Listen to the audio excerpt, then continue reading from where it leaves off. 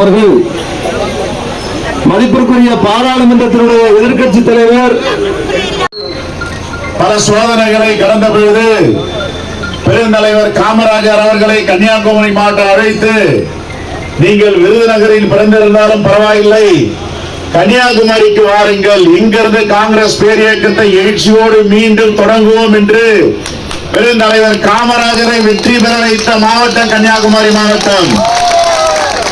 அந்த அளவிற்கு காங்கிரசோடு பிணைந்திருக்கின்ற மாவட்டம் கன்னியாகுமரி மாவட்டம். 3 வேட்பாளர்கள் இருக்கிறார்கள். நம்முடைய சட்டமன்ற கட்சி தலைவர் அன்பு சகோதரர் ராஜேஷ்குமார் இங்கே வேட்பாளர், 3வது முறையாக களமிறங்கி இருக்கிறார்.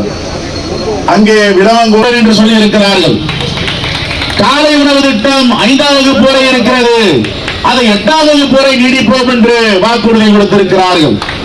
நம்முடைய புதுவை பெண் தவப்புதல்வன் திட்டம், கல்லூரி படிப்பை நிறுத்திவிடக் கூடாது என்ற அடிப்படையில் ஒரு தொகுதி மக்களுக்கு நாம் சொல்லிக் கொடுக்க வேண்டிய நிலையில் இல்லை, கற்றறிந்தவர்கள். ஆகவே மக்கள் விழிப்புடன் இருக்கிறார்கள். ஒருபோதும் மதவாத சக்திகளுக்கு தமிழ்நாட்டில் இடமில்லை, பிளவுவாத சக்திகளுக்கு தமிழ்நாட்டில் இடமில்லை. எப்படி உத்தரப்பிரதேசம், மத்திய பிரதேசம், ராஜஸ்தான், சத்தீஸ்கர் இங்கே எல்லாம் மக்களுக்கு எதிரான மனநிலையில் பிஜேபி ஆட்சி இருக்கிறதோ, புல்டோசர் ஆட்சி நடக்கிறதோ, அது போன்ற நிலை தமிழ்நாட்டில் ஏற்படக்கூடாது, விட்டுவிட மாட்டோம் என்று உறுதியாக தமிழ்நாட்டு மக்கள் சபதம் ஏற்றிருக்கிறார்கள். ஆகவே பெருவாரியான வாக்கு வித்தியாசத்தில் வரலாறு காணாத வெற்றியை எங்களுடைய இந்தியா கூட்டணி, மதச்சார்பற்ற ஜனநாயக கூட்டணி வெற்றி பெற போகிறது. ஆகவே அந்த எழுச்சி கண்முன் தெரிகிறது.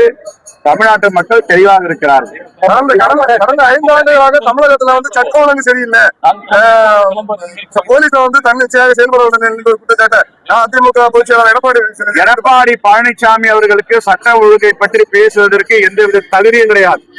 தூத்துக்குடி ஸ்டெர்லைட் துப்பாக்கி சூடு நடக்கும் போது காவல்துறையை, உளவுத்துறையை கையில வச்சுட்டு இருக்க எடப்பாடி என்ன சொன்னாரு? நான் தொலைக்காட்சியை பார்த்தா தெரிஞ்சுட்டேன், தெரியாதுனாரு. இது சட்டம் ஒழுங்கு நடைமுறையில் இருந்துச்சாப்போ? பொள்ளாச்சி வழக்கு, பெண்களுக்கெல்லாம் பாலியல் துன்புறுத்தல், சட்டம் ஒழுங்கு ஒழுங்கா இருந்துதான்? சிறுமிகளை பாலியல் துன்புறுத்தல். ஆனா அந்த ஆட்சிக்கும் இந்த ஆட்சிக்கு என்ன வித்தியாசம்னா, ஏதாவது தவறுகள் நடந்தா மாண்பு முதலமைச்சர் வெளிப்படை தன்மையோடு நடவடிக்கை எடுக்கிறார். சிபிஐக்கு மாத்துறாரு, வழக்கு விசாரிக்கிட்டோம், உண்மை வெளியே வரணும். ஆனா இவர் என்ன பண்ணாரு? சொல்லலாம், ஐஏஎஸ் டெண்டர், பிடபிள்யூடி டெண்டர், உச்ச நீதிமன்றத்தில் தான் நிலை. நாங்க கண்ணியமா பேசுறோம், நாங்க நினைக்கிறோம். அவரும் கண்ணியமா அரசியல்ல பேசுறோம்.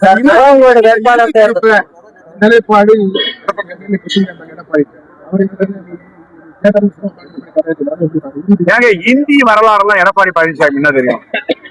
இந்தி திணிப்பு போராட்டம் எல்லாம் என்ன தெரியும்? நான் கேட்கிற ஜவஹர்லால் நேரு வரலாறு தெரியணும். ஹிஸ்டரி. ஜவஹர்லால் நேரு 2 எம்பி போய் பாக்குறாங்க. திமுக தலைமை அனுப்புது யார் யாரு? தர்மலிங்கம் வேலூர் எம்பி, சம்பத், ஈவிகே சிலகோடைய தந்தை சம்பத் போய் 2 எம்பியை பாக்குறாங்க. திமுக தலைமை அனுப்பி இருக்கிறது. அங்க ஒரு போராட்டம் நடைபெற மாதிரி இருக்குங்க. இருமொழி கொள்கை வேணும். அப்ப என்ன சொன்னார் ஜவஹர்லால் நேரு? இருமொழி கொள்கை தமிழ்நாட்டில் நடைமுறைப்படுத்தப்பட்ட ட்ரூ லாங்குவேஜ், நாங்கள் திணிக்க மாட்டோம். அது கடிதம் கொடுத்தார் எழுத்துப்பூர்வமா. ஜவஹர்லால் நேரு ஃபாலோ பண்ணாரு, அன்னை இந்திரா காந்தி ஃபாலோ பண்ணாங்க, தலைவர் ராஜீவ் காந்தி ஃபாலோ பண்ணாரு, அன்னை சோனியா காந்தி ஃபாலோ பண்ணாங்க. எங்க தலைவர் ராகுல் காந்தி இன்னும் ஃபாலோ பண்ண. திணிக்க கூடாது, என்போர்ஸ் பண்ணக்கூடாது. அவங்களுக்கு வேணும்னா ஹிந்தி படிக்கலாம். இப்ப இந்தி பிரச்சார சபா டி நகர்ல இருக்க யாராவது போய் மூடிட்டாங்க. எடப்பாடி அரசியலும் தெரியாது, எடப்பாடிக்கு ஒண்ணுமே தெரியாது. இன்னும் அவருக்கு அரசியல் தெரியும், என்ன படிச்சிருக்காரு அரசியல் அவரு? அப்படி எல்லாம் பால்டே பாஸ் சாப்பிட்டு சாக வெட்டிதானு எங்கன்னா ஒரு தலைவரை பத்தி பேசுவாரா? கொரோனால செத்து போயிருந்தா இவ்வளவு அவதூறு. தமிழ்நாட்டு மக்கள் இதையும் பார்த்துட்டு இருக்காங்க. அரசியலும் தெரியாது, ஒன்னும் தெரியாது, ஆட்சி கூட துடிச்சிட்டு இருக்காரு. பிஜேபி மேல சவாரி செஞ்சிட்டு இருக்காரு. தாண்டி அஜித் ரசிகர்கள் இன்னைக்கு புகை வைக்கப்படுகின்றனர்.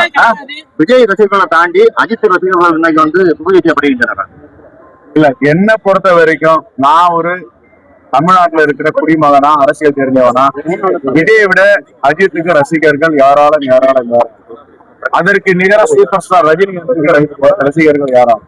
ரஜினிகாந்த் ரோட்ல வந்தாருன்னா அந்த கிராமம் எப்படி இருக்கும், அந்த நகரம் எப்படி இருக்கும்? ரஜினிகாந்த் வராரு இந்த பகுதிக்கு, அஜித் வராருன்னா எப்படி இருக்கும்? அதை ஒப்பிட்டு பார்த்துக் கொள்ளுங்க.